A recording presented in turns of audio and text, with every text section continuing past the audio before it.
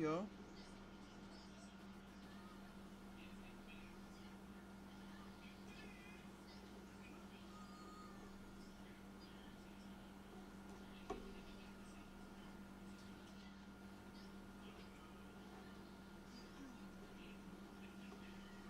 Yo, yo.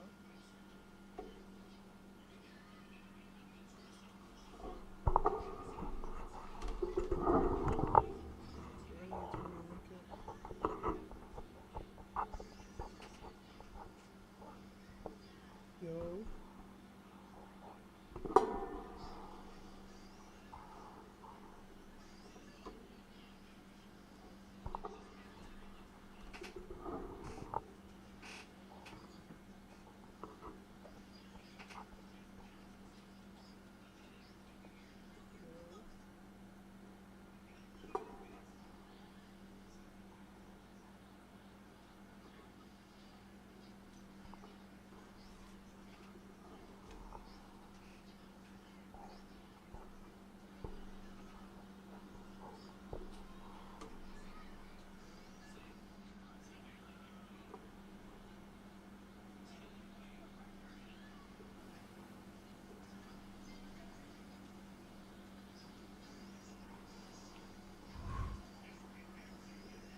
Alright, I think we good.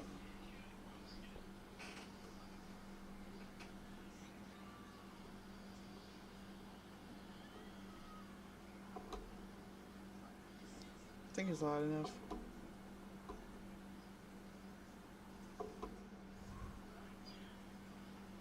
Alright, I think we good. Alright.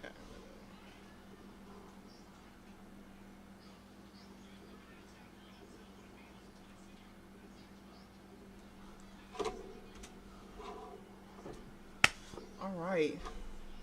It's good, y'all. Butterfly Mac, we back. Yeah. So, this we're playing Embassy Otherworld. Last time I streamed, we spent this on the Wheel of Fortune. Uh, so, okay. So the gist summary of last stream, it was fuck. What we do?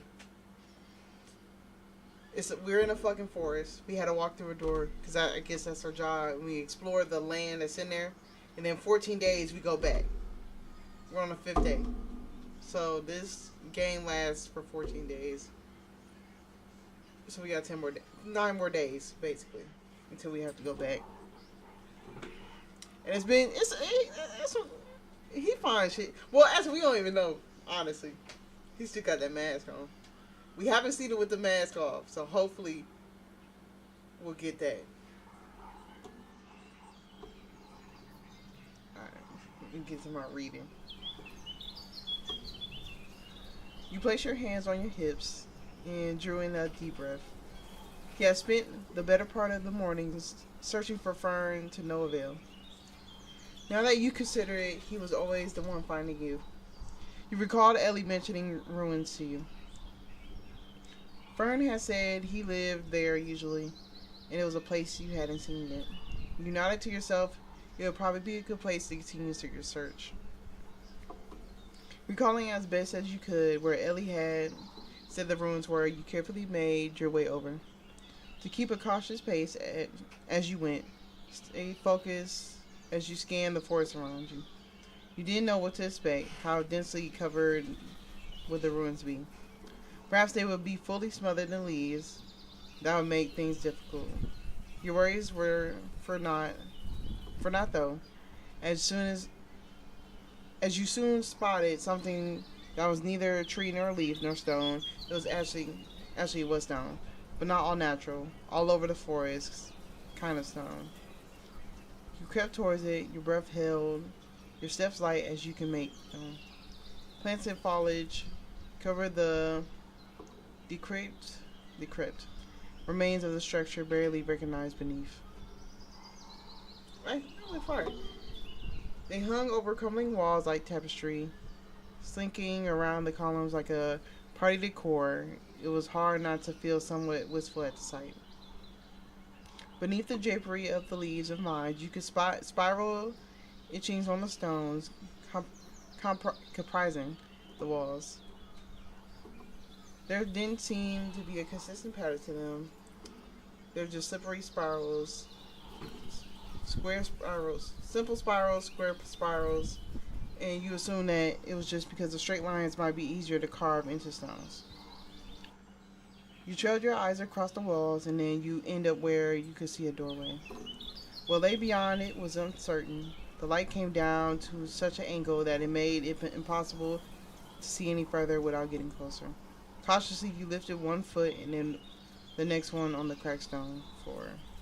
It was surprisingly stable, but more than something else suddenly drew your attention. The very distinct smell of rain. You glanced up at the sky instinctively, but no, there was not a single cloud in sight beyond the canopy of branches overhead. The scent must have come from the doorway ahead of you. You were about to investigate when your pendant around your neck began to emit a light. Oh no, not now. You quickly covered it with your hand and quietly as possible, backed out of the area you were. Once you had made it, if a ways away from the area, you removed the pendant and placed it on a large stone on the ground. Oh, here comes this nigga. Hello, Percy. Suppressing the urge to roll your eyes, you answered.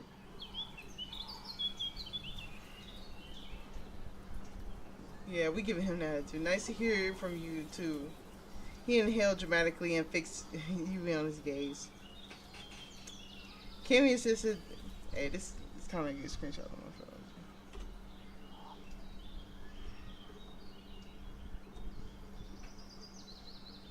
Hold on, let me try again. There we go. Alright, Kimmy insisted I tell you we could see each other. We could use you back here. What? You didn't understand you were being told to go back?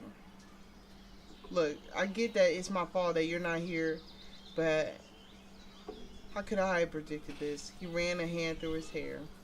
I'm sure Kimmy told you this, but the suits are here. He rolled his eyes as he said, if one thing was consistent about Percy, it was that his blatant disregard for structure. We got too many doors popping up. It's placing too much strain on the Otherworld. So everyone is scrambling to decide which doors to seal off. Unless you found something majorly useful, like a city made of gold or a unicorn that produces diamonds, that door is going to be sealed. Damn, for real?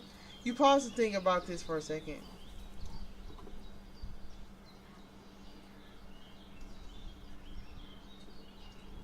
You stubbornly crossed your arms. There was still stuff to figure out, and it was Percy's fault you were here anyways. Percy snorted dramatically, slumping back in his chair. Well, I tried. I'll tell Kimmy that you're on the verge of making a major breakthrough, but you had better make it quick, or else she might go over there and drag you back herself. Just like that, he ended the transmission. Bit. You shoved the penny in your pocket, not wanting to even risk having it out anymore. Damn, so our days got cut then. We probably got like 5 more days left instead of 10. Instead of 9.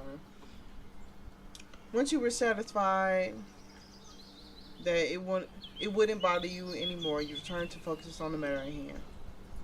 You quickly step over the uneven stones, venturing deeper into the overgrown structure. The stone felt sturdy beneath your feet, though the squishing of moss and crunching of the leaves felt much less secure. You kept your eyes firmly on the doorway until you could reach out and place a steady hand against it. Beyond it, you found an open room in what's likely used to be a room, now missing a roof and a part of the bare wall. There was yet another doorway there with the cracked steps leading up to it. It was sort of a magical sight. Perhaps all abandoned places felt like this. You shook your head. You weren't there for sightseeing. You needed to find Fern. You glanced about the room again, searching for a mask and its occupant. You hadn't need to search far either. He was immediately recognizable. Fern was resting against a wall to your left. You could see that his chest rising and falling, but he did not respond to your presence. Carefully, you crouched down and lay a hand on his arm. You had meant to get his attention, but you had not expected him to seem so warm, too warm. Nervously, you gave him another nudge. Fern. There was a panic now, beginning to build inside you. What if he's seriously sick? You didn't have to train anything. You even skipped your first aid training because management decided your work was more important. Fern, you called out to him again, half pleading this time. Your heart clenched as you ran through all the possible negative outcomes in your head. Was this somehow your fault because he was in the rain to save you? Fern didn't seem like someone who would get sick from a little rain though. Before you could spiral too far, there was movement, a glimmer of hope that quickly brushed aside all dark dots. Fern adjusted himself slightly. What are you doing here? His voice was even more raspy than usual. Well, the reason could it be? You found yourself always looking for Fern recently. You always expected him just to appear out of nowhere. I see. I couldn't tell if you wanted to ask why, but I thought better of it. He drew a deep breath before sitting up. Sneeko was just trying to dress. You've been fucking with him. Stand up.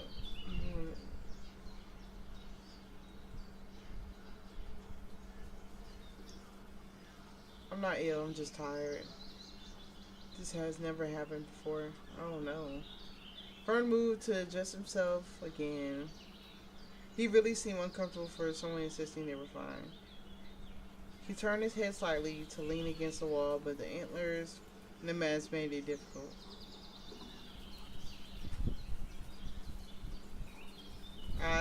He let out a heavy sigh. Fine. Ah! We finna get a mask from him! Hold on, let me get my screenshot ready. You were expecting him to refuse, but he hadn't. You watched intensely as he pulled the mask away from his face. Ah! Hey, I like him. He look good. He look good. He look decent. You weren't sure what you had been expecting, but it was certainly not this. Fern had square spirals similar to the etchings on the stone walls, framing his eyes, which were a milky white. He glanced at you for a second before turning his face away. As he moved, the spiral seemed to change and the shift as well. It hurt. Can you see? Was that so bad? You decided it's the right time. No. Ooh. Yeah, let's Fern, I can't believe you're hiding such a handsome face.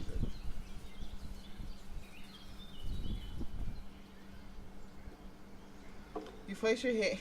You place a hand on your cheek in Fox's distress. You have who? He sounded so sincere that you had to bite your lip not to laugh. You. He blinked a few times, clearly trying to process this information.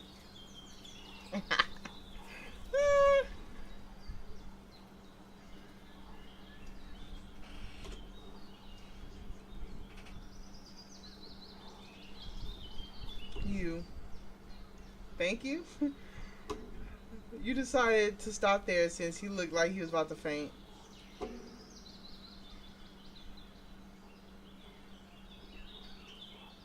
Fern regularly transversed the I almost like, hold on, start over. Fern regularly traversed the forest. He had even been able to pull you out of that rainstorm in the dark. You were fascinated by how he had done that. He looked back at you, pointed, maintaining eye contact. I can. He dropped his gaze once more. Far more than I would like at times. Yeah, okay. You wanted to flirt. You wanted to lift the mood, and it was true. You didn't think that all as drawing as you were, sure he was expecting. He gave you a faint smile, and it caught you off guard slightly. I suppose not. You had heard him laugh before, but this was the first time you were truly seeing him. They weren't scars per se, but they seemed like they were deep in his skin, which made me worry. No, I can't really feel them. That was a relief at least. Do you know what has caused you to be unwell? He leaned his head on the wall behind him and closed his eyes. The forest has not been well. There's a strange magic that it cannot expel like the Fae, but not. He sighed deeply. I don't understand it. I suspect it must be related to the people wandering in lately. You thought about the festival. It seemed to be annual. You didn't think it would be that if this was a new occurrence. You felt your heart sing as you remember the day you arrived in the forest. You had felt the magic from the embassy mixed with the aura of this place. Was it because of you? It's it is strange though. The forest has never known. He sighed once more. I'm sure things will return to normal soon. He opened his eyes to look at you once more. I'll be fine. I just need a rest. You didn't want to push it any further while he was so worn down, so you decided to focus on his well being instead.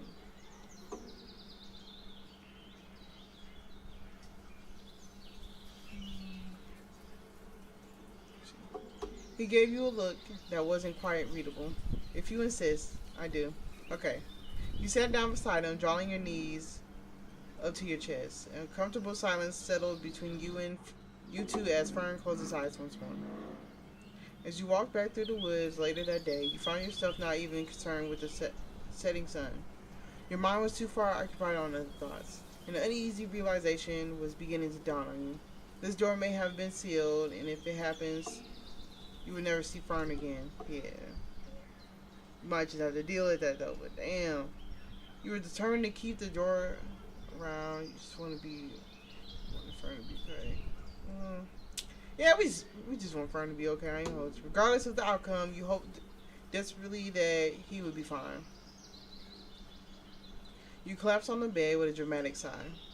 Perhaps you would have a fresh perspective in the morning. Day 6.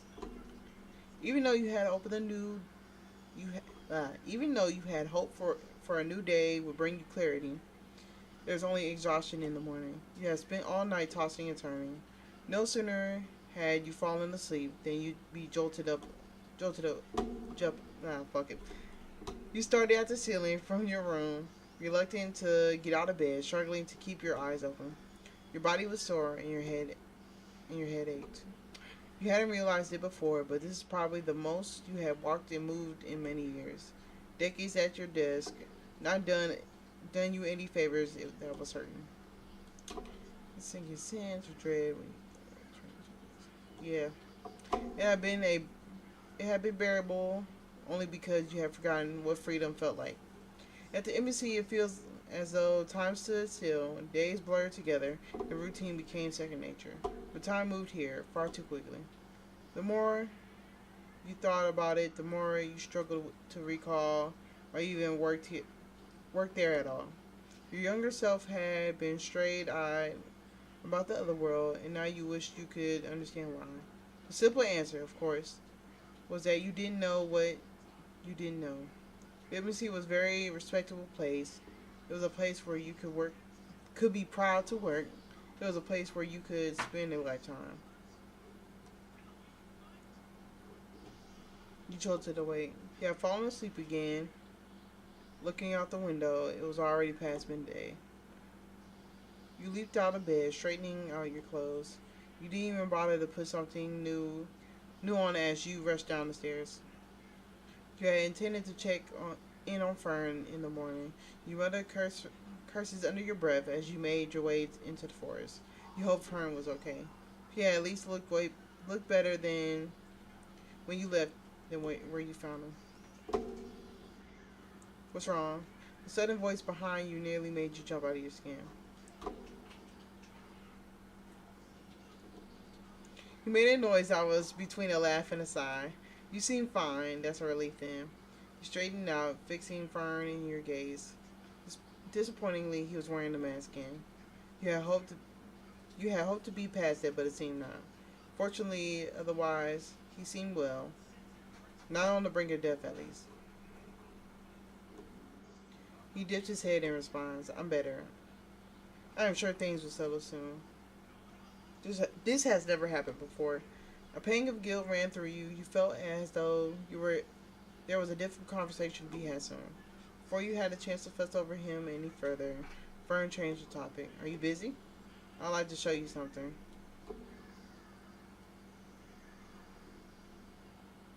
You were nervous, but you didn't know how much time you had left here or how things would play out. You need to have this conversation today. Very well. He seemed apprehensive about what you might have to say, but it did not take the exact moment to question him. He turned and gestured into the forest. Please follow me.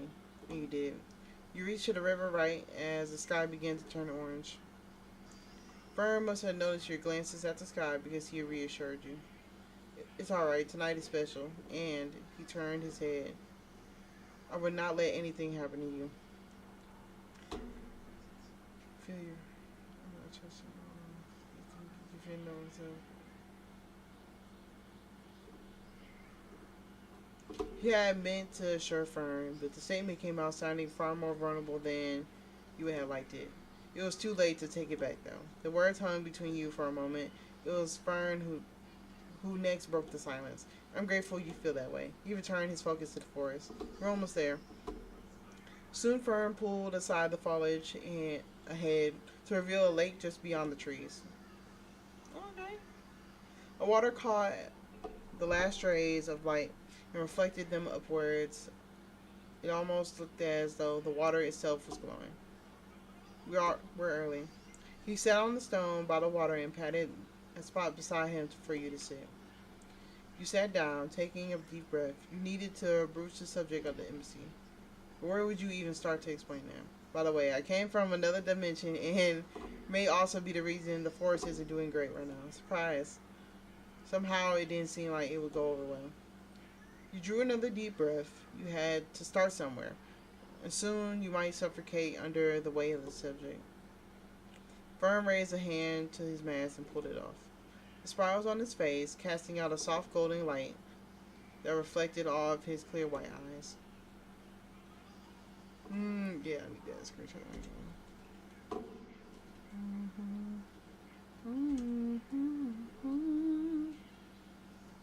Let's restart that one.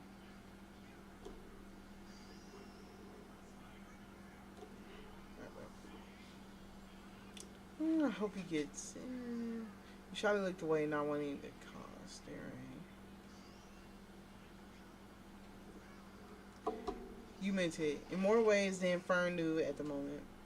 He had ran a hand through his hair, avoiding eye contact. Perhaps you will. Oh, what you mean by that?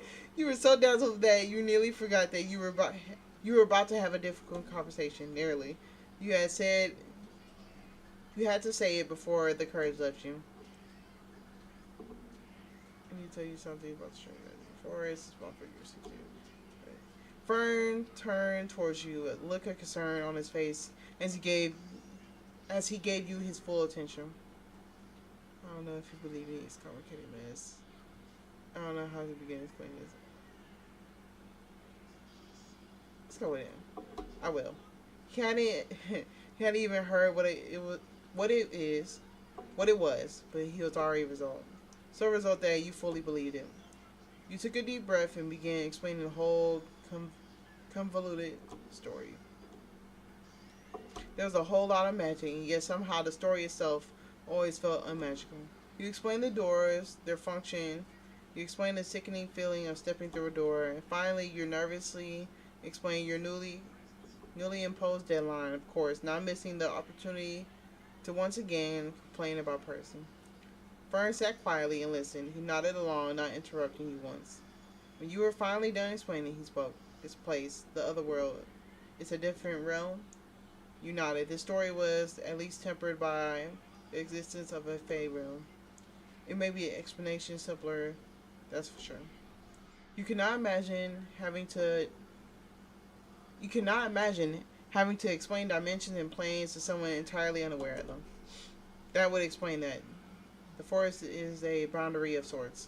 It separates the humans from the Fae to keep the world apart. Even as he spoke, he begins to make sense to you. The door was not being like Ellie or any other Fae for the matter. It cannot be expelled, and it wouldn't go away unless it was sealed off. That's not achievable from this side. The mention of the boundary reminded you of what Ellie said about the goddess in the forest. Slowly he nodded. I suppose you have heard of the story from the little fake creature. Ellie? Yes. You nodded. I cannot say what happened before she died, but I can tell you what happened after. The ground of which the forest stands on was enchanted to keep two worlds separate.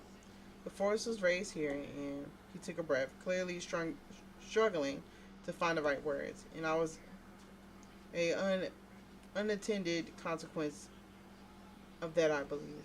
How? The forest and I, we are the same entity. The humans speak body and soul. If the forest is the body, I suppose that would make me the soul. Okay. You were stunned into silence. You had thought the greatest revelation of this evening would be yours, but you have been wrong.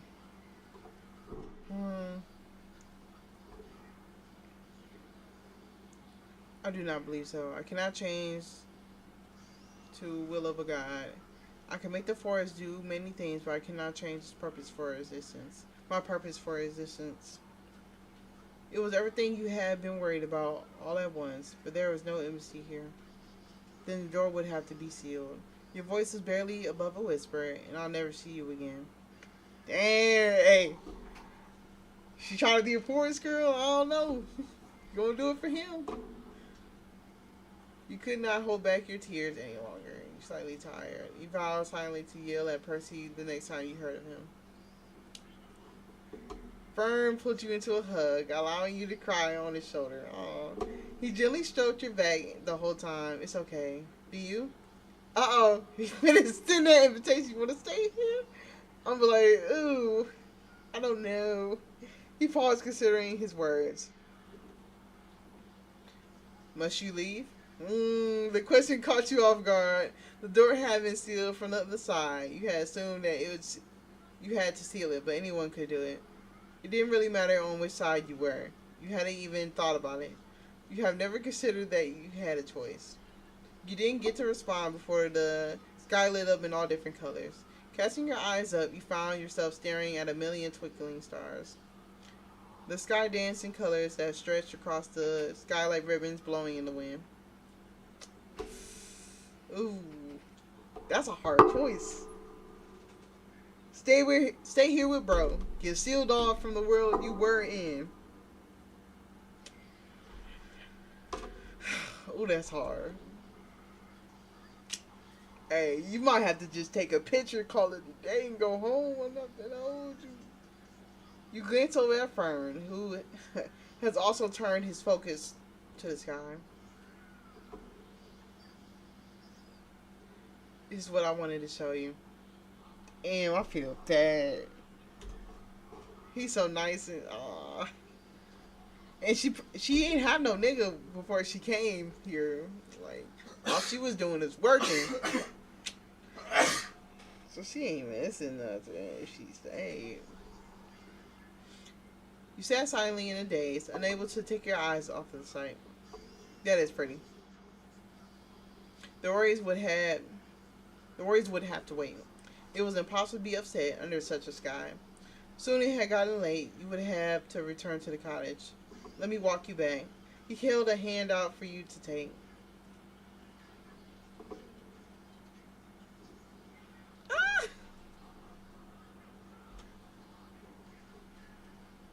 I might have to start making collages, bro. I might have to start doing. You walked in silence, but you knew that you had a lot to think about in the morning. You paced up and down in your room, the floorboards beneath you protesting every step. The pendant placed on the desk, ready to receive communication. Even now and then, you would cast a glance at it and quickly look away. Some part of you felt as though it would happen sooner if you pretended not to care. The floor groaned again underfoot. You sighed, coming to a stop.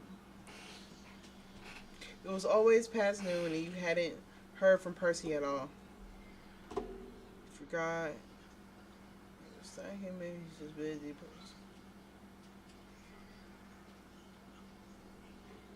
You rolled your eyes. This was typical for him.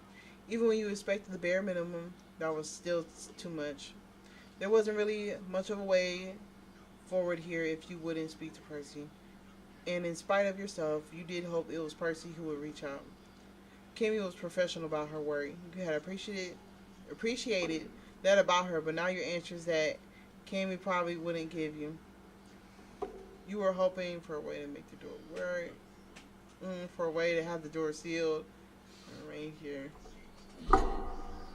Ooh. I don't know.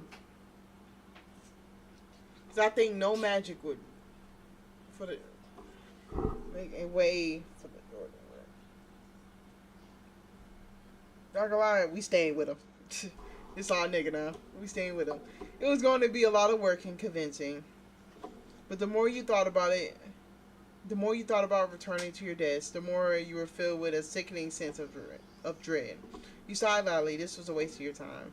You pulled a pin around your neck and headed downstairs.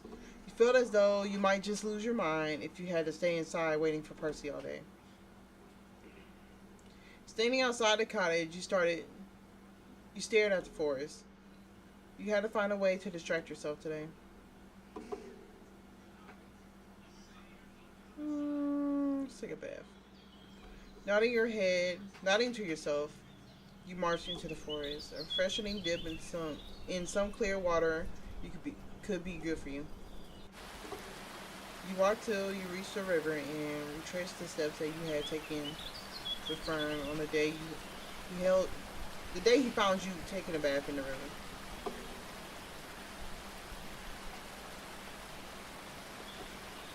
He made it too easy, honestly. Not that you were complaining, it was becoming a fun little hobby for you. When you reached the cavern, you would already hear the echo as the wind whistled through it. Overheard birds were chattering, hopping between tree branches and swooping low over the water to grab at whatever insects they could find. The mouth of the cavern had a near perfect curtain of leaves and vines closing it off. You had come to realize that the forest had a lot of places like that. Invisible at first glance,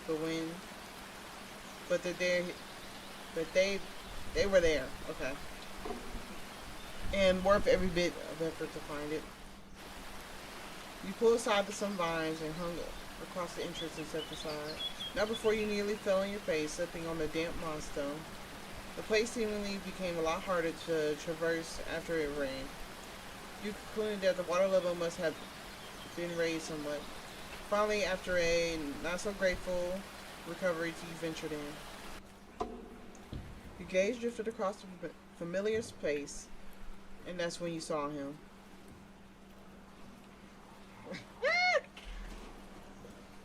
They probably looking kind of good.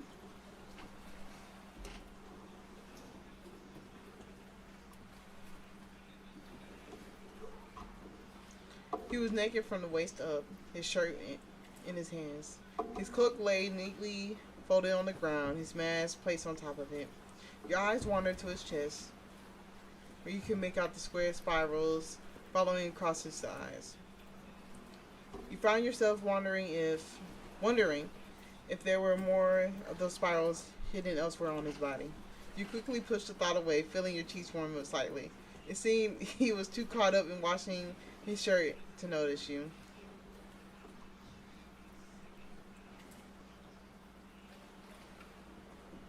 Yeah, let's announce this.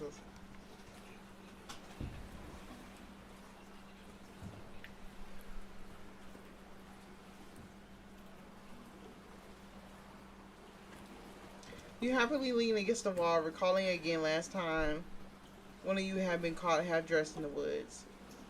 I didn't mean to interrupt you. It's alright. I'm done anyways. He got out of the water and sat down on the mossy ground. You found yourself fighting not to stare at him. You didn't know how your heart would handle much more of Fern without the mask.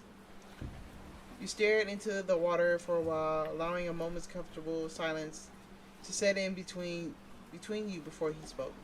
I'm glad you found your way here into the forest. It really had begun to grow on you. The birds always chirping, the wind through the trees. The forest could be a charmingly serene place when it wasn't trying to evict you. Your mind drifted towards the future. Yeah, it kept you awake all night, in fact, and even now it had played in your mind.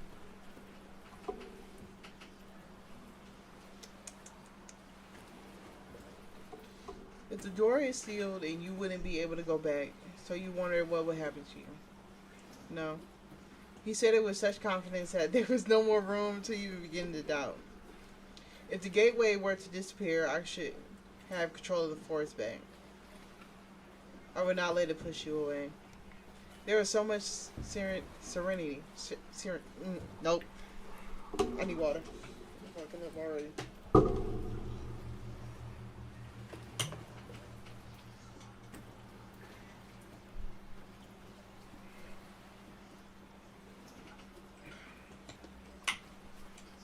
Alright. There was so much certainty in his voice that you were left breathless for a moment. You will always have a place here.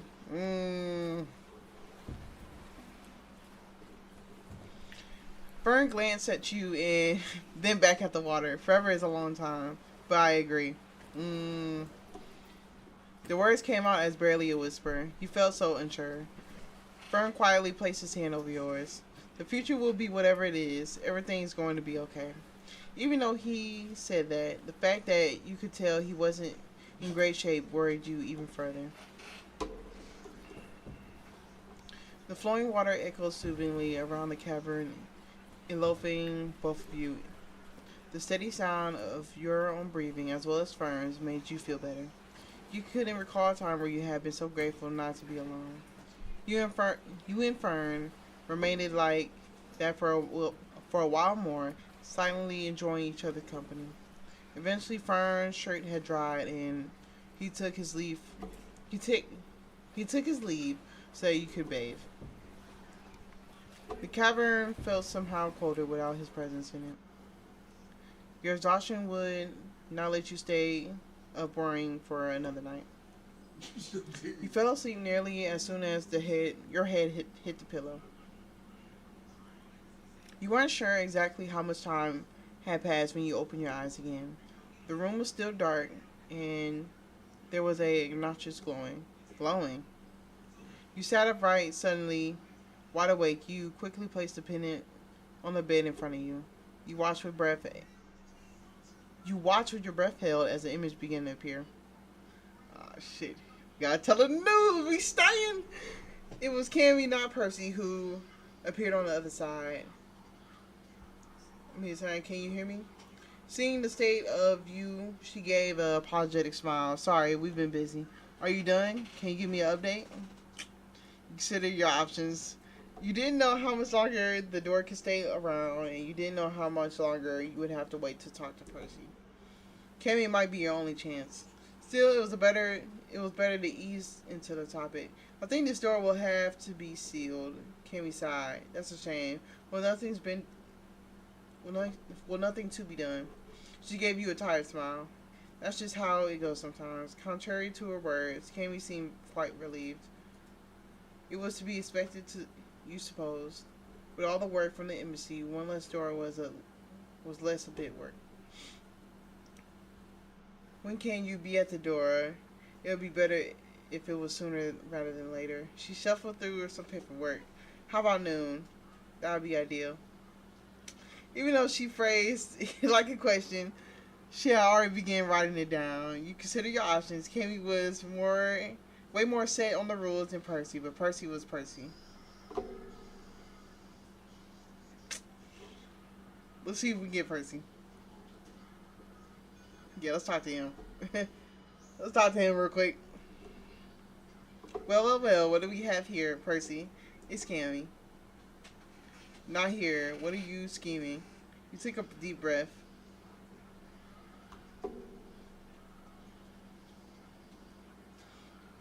He gave you a devilish grin. Interesting.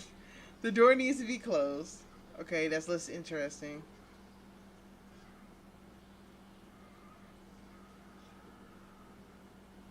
Stay?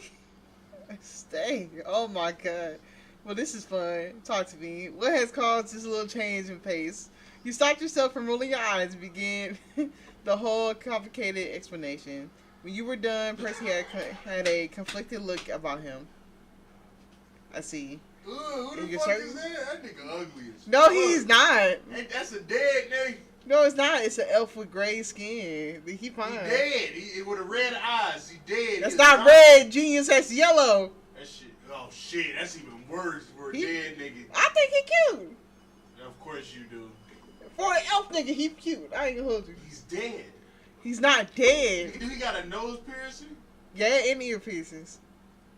Yeah, he gay. He gay. He's not gay, but don't do that. Don't do that. And you're certain you felt sick after stepping through the door. Shut up, come on! Got me laughing and shit. Is he gay? No, he's not. He was a fairy. Yeah. Percy leaned in, his voice more hushed than usual. This information is not meant to be out there, but the doors do that sometimes. It's not a new thing, my world.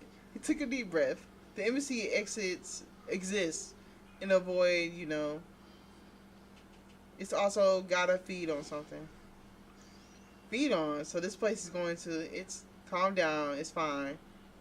You did good letting me know. Just gather your stuff and look ready to leave in case Cammy contacts you again. Are you absolutely certain you want to stay there? This cannot be reversed.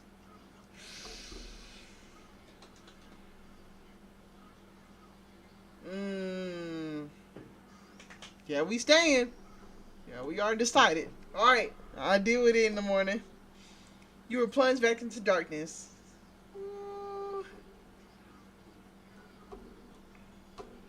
Oh, shit. Your heart raced as you got closer. This time, it was absolutely beyond anything you had ever done. You arrived back at the fateful spot soon enough. After all the time you had spent in the forest, every part of it now seems so distinct to you. This had also been where you had seen Fern for the first time. You closed your eyes and inhaled deeply, focusing on the feeling of the air around you. You were looking for a familiar feeling. This embassy magic had a suffocating aura to it, and if you really focused, you could hear it like a high-pitched static. There was a sound of birds buzzing, of tiny insects, the feeling of warm sunlight, and the fresh smell of dirt and leaves on the forest floor. Absent, however, the static buzz of embassy magic. It was really gone, well and truly gone. Ooh, as you marveled at how life-changing this would be, familiar glow began to emanate from the pendant. You pulled it off, confused and somewhat weary. Of course, it was Percy who appeared as expected. There's our little outlaw. Tisk, no respect for the rules. Anyways, just so you know, I'm going to blame this whole thing on you. That should be fine, right? More importantly, please get rid of that thing. You could only assume that thing referred to the pendant. I will, thank you, Percy. He gave you a signature smirk. No worries, good luck out there. The light faded from the pendant and you were left staring at the normal looking piece of jewelry again. You would think that you would have to think about a way to dispose of it later. Right now you want it.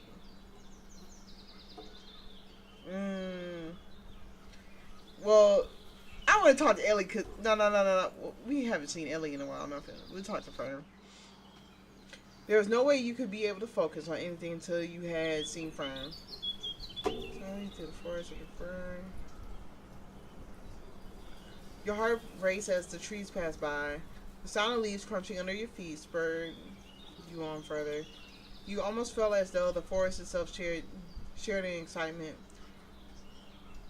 You passed many places in the forest, trees that you used to see so many times before. The rocks were a familiar feeling now. And before you even knew it, your feet and heart were racing. And your racing heart had carried you to an overgrown structure deep in the woods. You carefully walked through the viney entryway and through the doorway at the far end. The all too familiar scent of rain told you that you were close.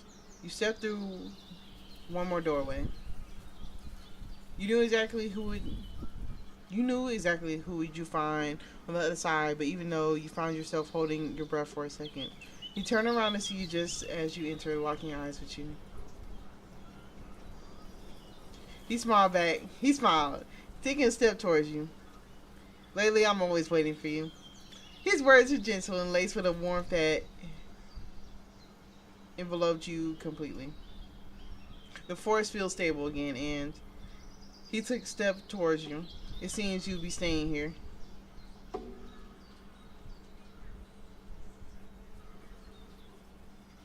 Yeah, you're stuck with me now. You couldn't fight the smile that crept across your face. A wonderful fate. I could ask for nothing more. Then he leaned forward and kissed you. You leaned forward to kiss him. Then you hugged. Ah! Let me get that. Let me get that. Let me get that.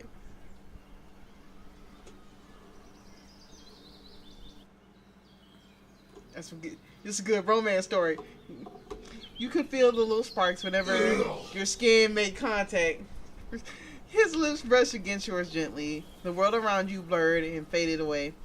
For a moment, you were the only two people in existence. Fern's kiss felt like the forest itself, soothing and warm and brimming with hidden wonders. You pulled yourself closer, deepening the kiss. You called her. You could hear the heart beating in your ears as you were entirely enveloped in this moment. When Fern pulled away, there was a sparkling affection in his eyes. The future was bright, blinding so. Reluctantly, you eventually had to part with Fern. It was only temporarily. But your heart clenched and resisted all assurance. You had to talk to Ellie, though you had made nothing but time now. You pushed open the cottage door as you ran over to what to say in your head. Ellie was asleep on the arms of the table. You closed the door behind you as quietly as you could manage. The cottage was old, though, and the wood loudly protested any movement. Ellie sat up, rubbing their eyes. Give me a sign. You're here? They stared at you intensely. I got you a book. I wanted to surprise you and put it on your bed, but all things were packed. Are you leaving? You felt a pang of guilt pass through you. By the looks of it, Ellie had to spend all her days worrying about this. I'm sorry for making you worry.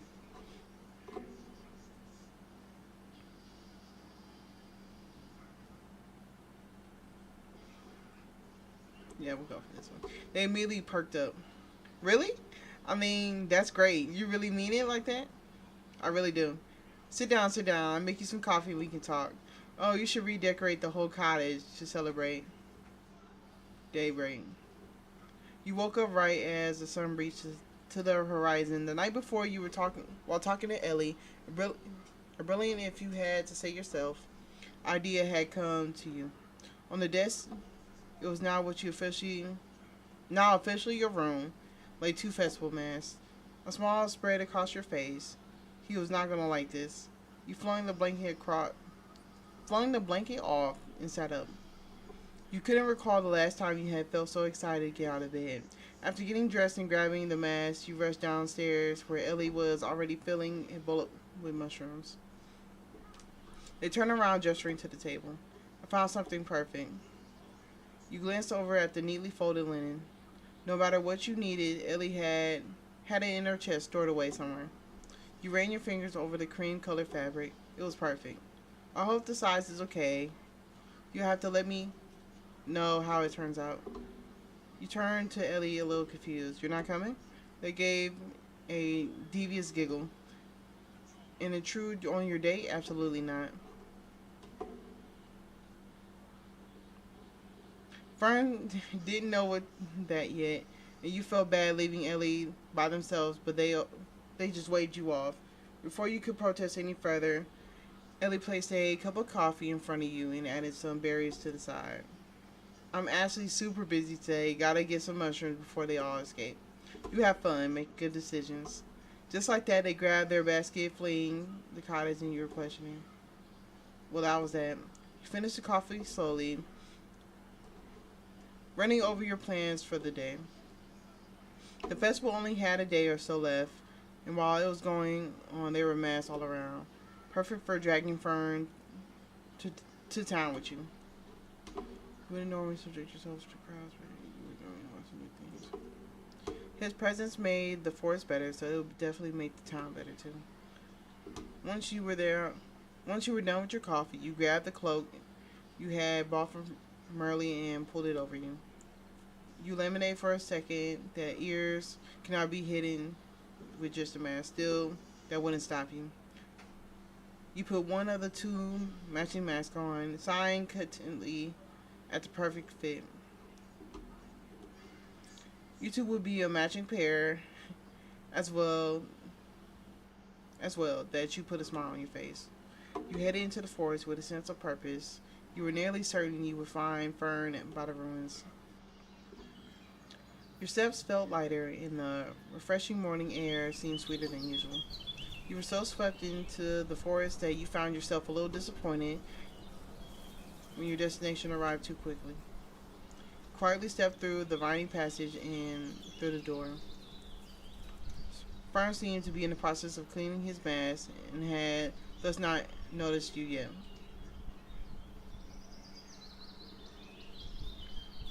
You leaned against the doorway, the second mask hidden behind your back. He turned around to look at you and froze for a second before a smile slowly spread across his face. He approached you, stopping just out of arm's reach. I wonder who it could be.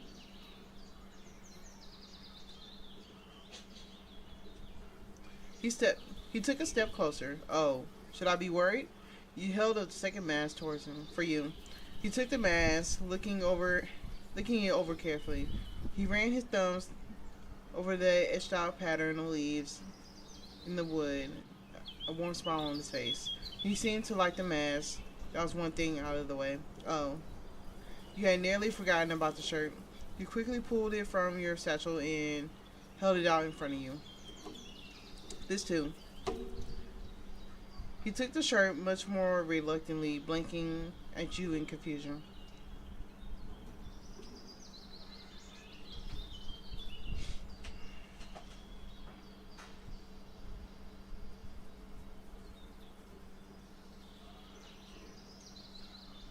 That's not okay.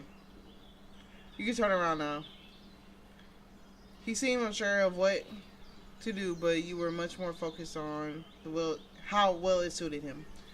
Not that you believed there was anything that wouldn't look good on him. Before your mind could wander any further, you refocused. Right. You still have to convince him about the next part.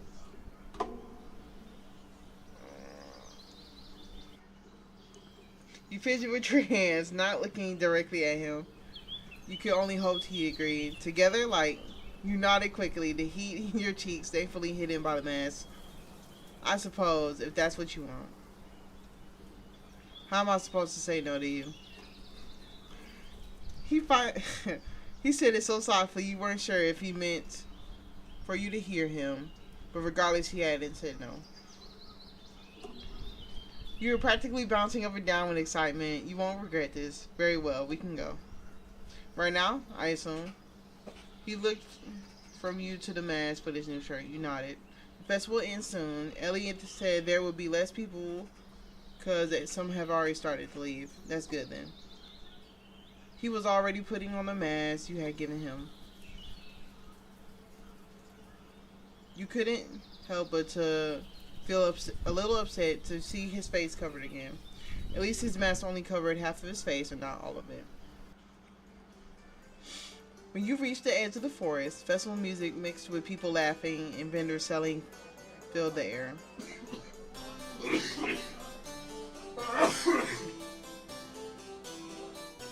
You held on him tightly, not sure who was supposed to be supporting who here. The moment you left the forest, you were engulfed in new scents. Freshly baked bread, wine, smoke, and something flowery. The familiar little girl ran up to you, a basket of flowers in her arms. Masked lady, here, I thank you for last time, okay? She held the flower out to you. You put out a hand, happily accepting it. Then she immediately pulls a second one from her basket and turns to Fern. And one for you, and one for your friend too. Fern carefully and hesitantly reached out to take it. Thank you. He held it out. He held it as though it was the most fragile thing ever to exist. There were so many flowers in the forest, but he treated this gift as though it were made of glass. You happily kept your eyes on him as a little girl ran off again. He continued to stare at the flower for a moment, clearly uncertain, clearly uncertain what to do with it. Deciding to add it to your situation, you held your own flower out to him as well. He tilted his head in a regular manner, gently taking it from you. He was still focused on the flower, but your attention had drifted to his fingers, had brushed against yours. Fern turned towards you, a smile slowly appearing on his face. Before you could fully process what's happening, he reached out and tucked the flower gently behind your ear. He repeated the motion again on the other side. He ran his hands along the hem of your hood and gave you a small pull, readjusting it so you cover your ears properly. Careful. You had worried that the festival might be too much for Fern, but right now he seemed as though your heart was the only one in jeopardy. And you only just started the day. Fern turned to look at the busy street. You could guess what he was thinking. There's a lot of people. It didn't seem at all less crowded. You could use a small crowd gathered together off on the side of the street. You had to stand on your tippy toes to see over the crowd. There was a small makeshift box stage and what appeared to be puppets. It was hard to make out what was being said from so far away, though the people gathered around to see it, to be greatly enjoying it. Fern leaned towards you slightly. Should we move closer? This is my favorite part. The goddess is about to appear. Stop talking. I'm trying to hear. Shush.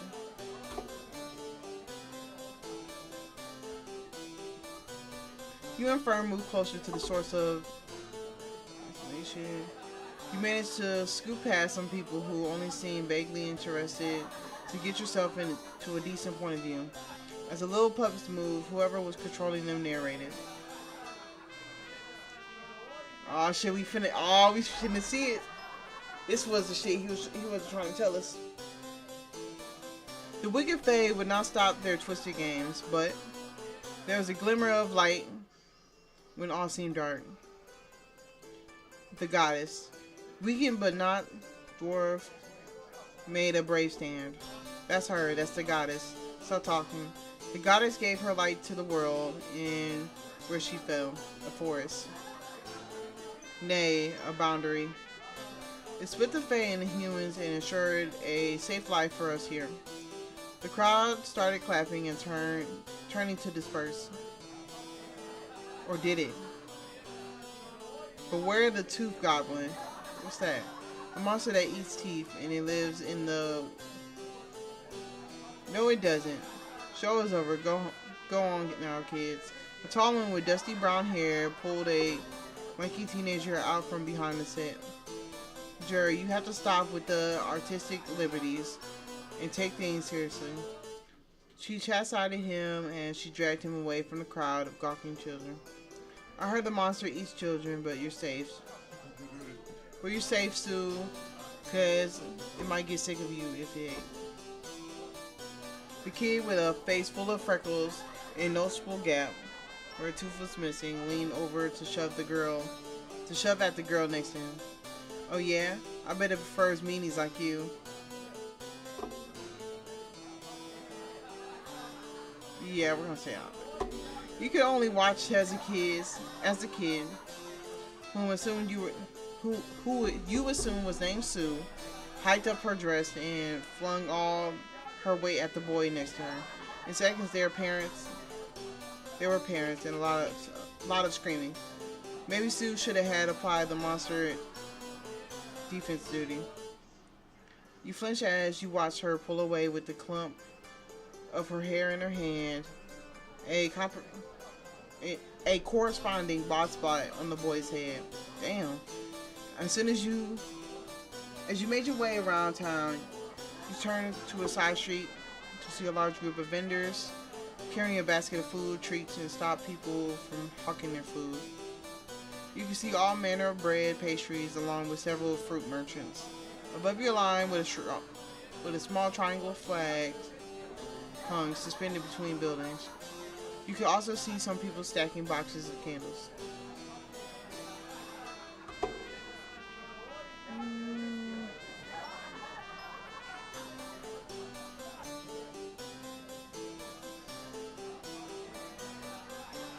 Oh, this nigga don't eat. I forgot about that. He tilted his head, and you could tell that you had caught him entirely off guard. I don't know, as I do not need to eat. Clearly, the choice will fall on you. Okay. Let's go. You looked around at options, setting your sights on a stout man with a cartoonish blonde mustache, carrying a tray of multiple pastries. You were about to approach him when he made eye contact with you and immediately came over. Good day, ma'am. Might interest you in some dessert? Best you'll find around here. He held out a tray slightly tilted so you could see the options. There were cookies, cupcakes, and little linen wrappers bagged filled with fudge. We'll go cookie. Excellent choice. You handed over a gold piece to the vendor who had handed you several silver pieces back in exchange. Besides you, Fern seemed entirely focused on the candles still being stacked. There must have been hundreds of them. You must be from out of town. Those are for the last light. Last light? Yeah, right when the sun goes down, everyone lights a candle and makes a wish. It's a tradition we're quite proud of. You imagine that many candles being lit at once.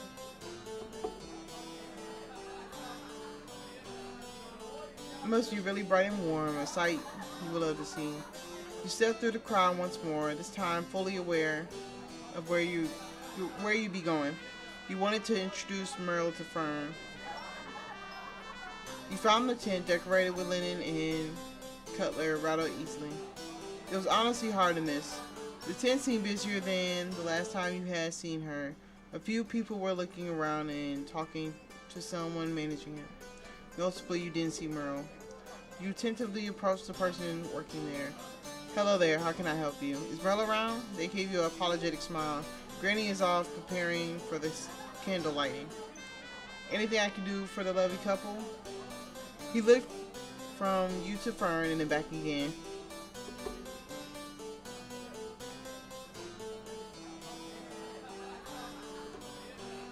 You stumbled over your words, trying to push away the warm sensation spreading across your cheeks. You and Fern stepped away from the tent.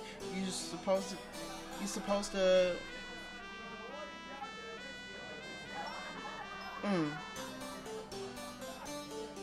Oh, you suppose you would have to return to see Merle on a different day. Gotcha.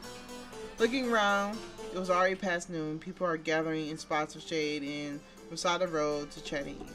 Seeing a spot out of the way beneath the tree, you pull Fern into it. What are we doing? He seemed confused by the sudden departure from the crowded street, though a hint of relief in his voice did not escape your notice though. Snack break and people break. He chuckled. People break, huh? You handed Fern a cookie before taking a bite of your own. It was a sugary sweet and made a satisfying crunch when you bit into it.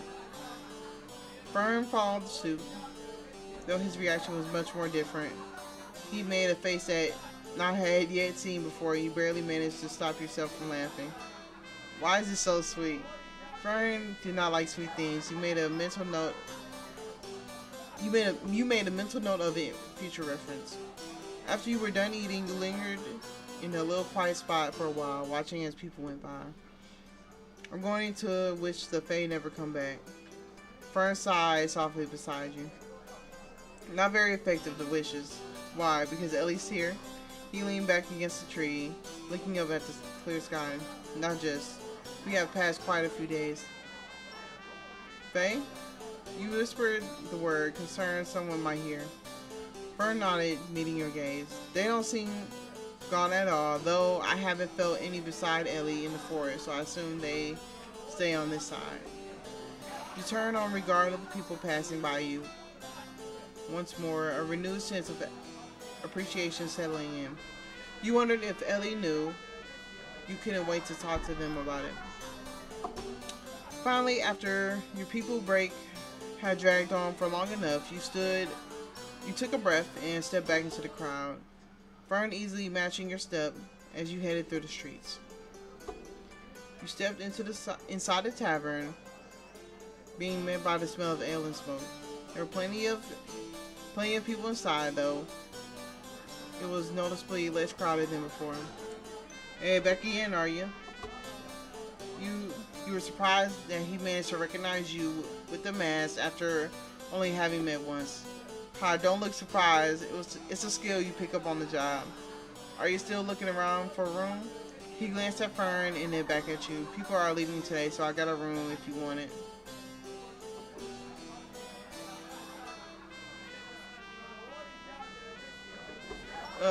Will it be ale for you or wine? We also got warm milk. You glanced over at Fern, trying to discern what he could and could not drink. You wanted to lean over and ask if he could get drunk. If the forest would also react to that. Part of you was concerned and other curious. But there were people around and you couldn't. Well, you were certain ale was off the table at least. Fern met your eye, seeming understanding your concern. Wine is fine for me. An exciting development, and with that out of the way, you decided to get wine as well. You handed over some coin, and the barkeeper nodded. That's the spirit. Grab yourself a seat, and it'll be right up. You glanced around the tavern and immediately noted an open spot by the fire. Gestured towards it, and Fern took the lead guide you over through the crowd. He was handling being in the town much better than you had expected. You sat down by the fire, enjoying the way the heat washed over you.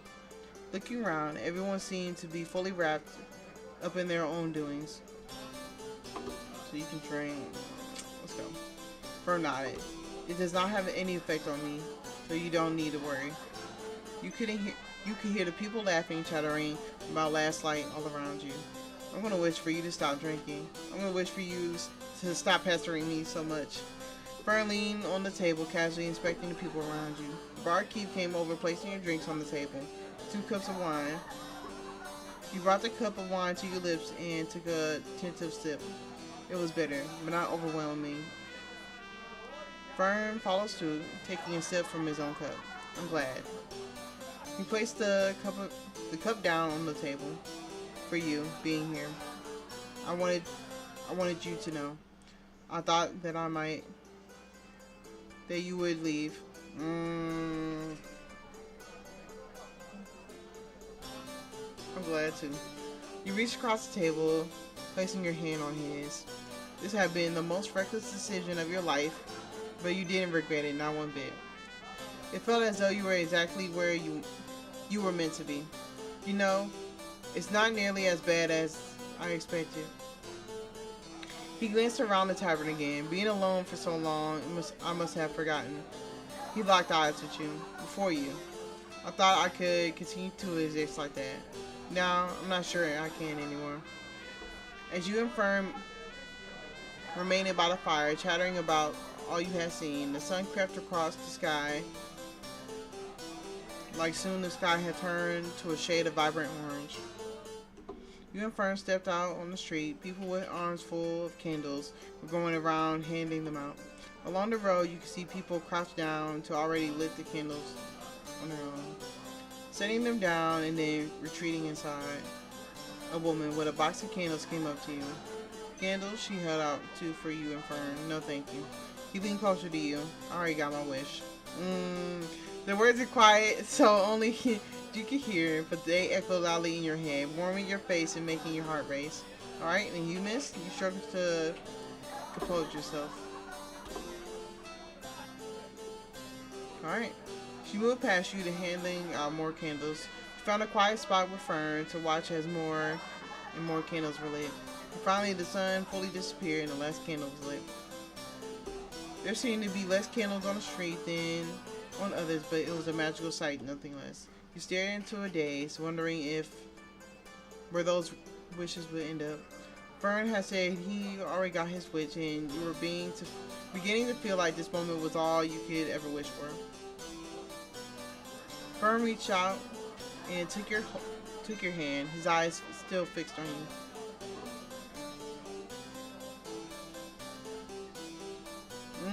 We can get that room. Let's see what the room like. The insinuation was clear without you needing to elaborate. He leaned in, his breath caressing the skin on your neck. I would like that. Let's go. Yeah, let's book that room right now. As soon as Fern made your way into the tavern and then eventually upstairs to the room, you couldn't help but to feel like this was what happily ever after felt like. Vivid and warm, with a hopefulness that burned so bright it left you breathless. His touch, warm and thrilling,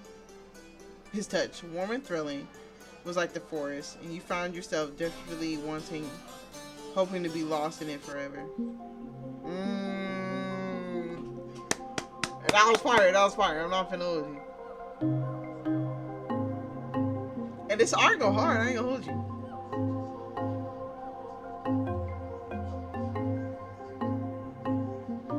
Yeah, that's fire. Ooh, he look good with the hair, the long hair. All right. So I'm wondering if it's different stories when you click on it, cause we clicked on the main cover I think last time.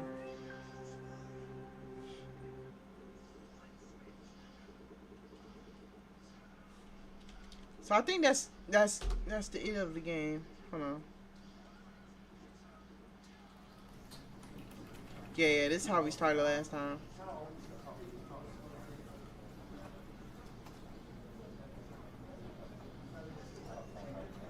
Yeah, we started this.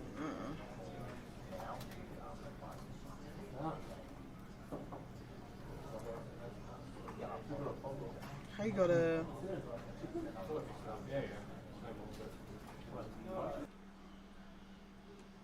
Yeah, that was good. That was real good. I ain't gonna hold you.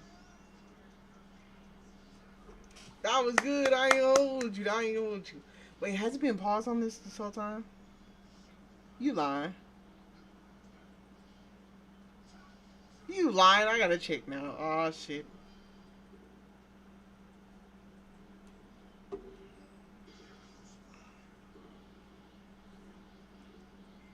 Good. I ain't gonna hold you. You're lying. The familiar little girl ran up to you. Oh, what the fuck? Oh, that's that bullshit. I ain't see none of that. Ah. Damn. I didn't even know it was like that.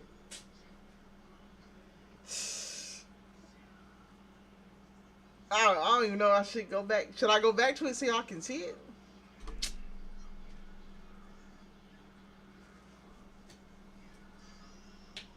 How long we got? We only an hour in. That's that bullshit, bro.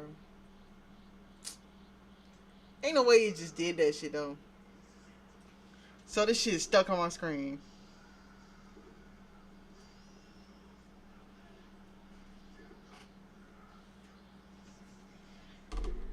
I might have to end it and start it back up since it's stuck. That's that bullshit, bro. Alright.